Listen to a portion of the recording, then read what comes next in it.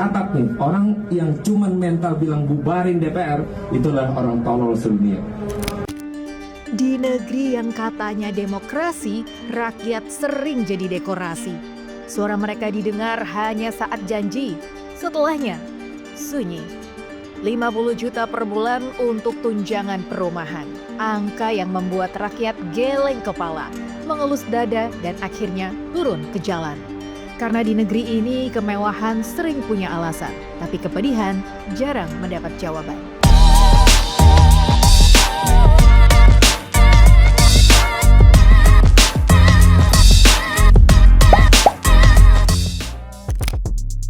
Aksi ini bukan tiba-tiba, ia lahir dari logika yang luka. Harga pangan merangkak, ongkos hidup melonjak, subsidi seret, lapangan kerja sempit. Namun DPR merasa perlu tambahan untuk hunian elit. Tak heran jika amarah meledak, gelombang protes datang, mahasiswa bersuara, rakyat menuntut keadilan. Awalnya tenang sebelum badai datang. Pemantik hanya satu, rencana DPR menambah tunjangan perumahan 50 juta rupiah per bulan.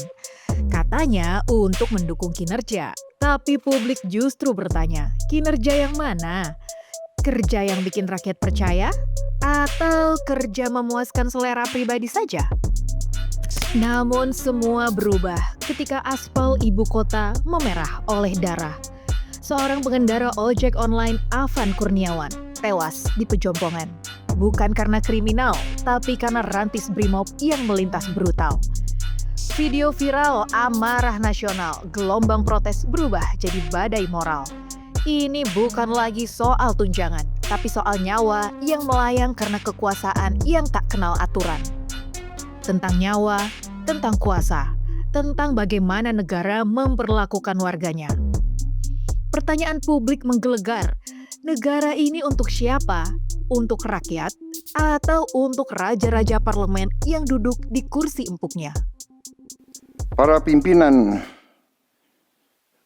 DPR menyampaikan akan dilakukan pencabutan beberapa kebijakan DPR RI, termasuk besaran tunjangan anggota DPR dan juga moratorium kunjungan kerja ke luar negeri. Makassar terbakar, Jakarta bergejolak. Dari Bandung, Surabaya, hingga Yogyakarta ikut panas. Di Makassar, 3 nyawa hilang, puluhan kendaraan hangus terbakar. Di Jakarta, 951 orang ditangkap, sejumlah halte Transjakarta dibakar, MRT dibatasi, kota sempat lumpuh. Ironisnya yang diperjuangkan rakyat adalah keadilan, tapi yang mereka dapat adalah gas air mata dan borgol di tangan. Rakyat ingin dengar penjelasan, bukan ancaman, bukan kekerasan. Pertanyaannya sederhana, di negeri demokrasi ini, mengapa suara rakyat harus dibungkam dengan kekuatan aparat? Ironi bukan? Rakyat yang menuntut keadilan malah diberi kekerasan. Rakyat yang bertanya malah dibungkam. Rakyat yang marah malah dipaksa diam. Padahal mereka cuma ingin satu, negara hadir tanpa menindas yang lemah. Tapi apa daya, di negeri ini kadang gas air mata lebih cepat datang daripada solusi yang nyata. Tuntutan rakyat sederhana, batalkan tunjangan 50 juta, usut tuntas pembunuhan Afan, adili pelaku, dan jangan ada lagi nyawa yang jadi korban arogansi kekuasaan. Saya selaku Kadipropam Polri tetap berkomitmen dan menjaga integritas dari organisasi saya yang saya pimpin ini. Dan saya akan menegakkan hukum seadil-adilnya sesuai dengan aturan dan mekanisme yang berlaku di lingkungan Polri. Sudah jelas perintah Bapak Presiden, sudah jelas perintah Bapak Kapolri yang untuk menuntut, memeriksa dan mengusut tuntas seluruh pihak-pihak yang terkait. Pemerintah bilang 7 brimob ditahan, Kapolri minta maaf, Ketua DPR datang melayat, tapi publik paham. atas nama seluruh anggota dan pimpinan DPR RI. Kami meminta maaf.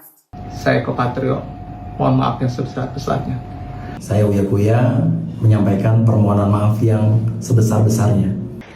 Saya Nafa Indria Urbah meminta maaf yang sebesar-besarnya.